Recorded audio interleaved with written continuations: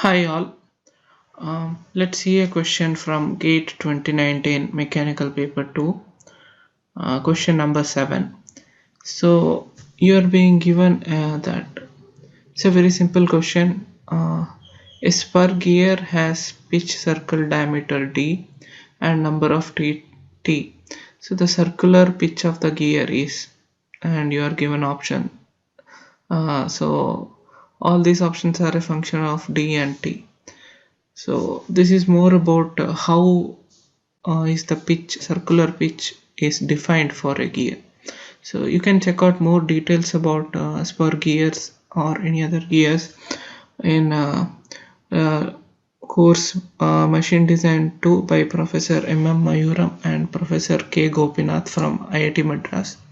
So let's move into the problem. So this is a spur gear.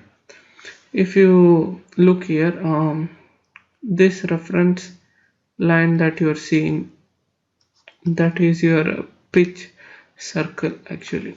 Okay, so that is like a reference line for measuring certain geometrical aspects of gear. So here our pitch circle, diameter of this pitch circle is d. So we are supposed to find what is the circular pitch formula. Before that, let's understand what is circular pitch.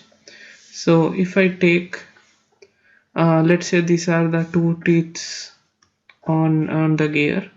So if I take one point here and another point here, so between these two reference point, that is from point A, and it is the similar corresponding point on the next teeth, point B.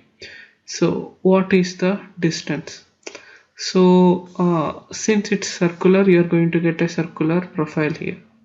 So this particular distance is actually pitch. So let's check out one thing here. So if you draw true reference line, what happens in this distance is it covers this much part of the teeth. So basically you can see that this part of the teeth is being covered from this. So in that sense, if you look at more deeply, if you are having if you are checking what is the distance between these two, that is one pitch distance. One pitch distance is, what is it? That gives you one tooth distance plus one void distance. So what is void? Void is this particular area. This means that if you look at the gear and if you choose this particular point, so I have traversed from that point to this point in circular way. That is what this indicates, right?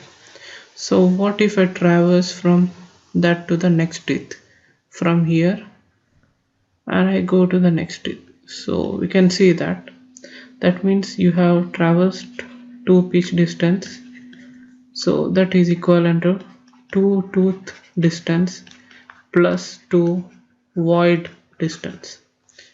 Okay, so assume, so now you have t number of teeth, right?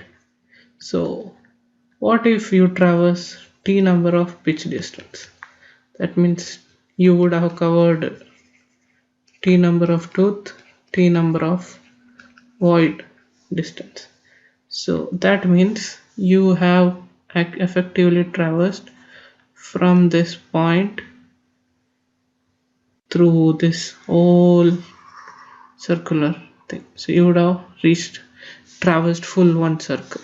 So that means your t number of pitch distance is the perimeter of the uh, perimeter of this particular circle, reference circle, that is your pitch circle. Okay,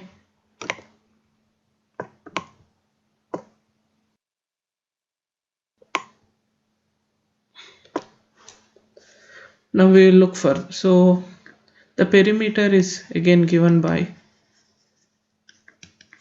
pi into diameter d. So that is equal to t into circular pitch. So therefore your circular pitch is given by pi d by t. So this is your final answer. So this is how you actually derive the relation for circular pitch. So similarly you can also find for springs and all. So similar fundamental concept is applied there also. So it's important to understand this, so you may not have to remember the formula. And so that's it. I hope you understood. Thank you.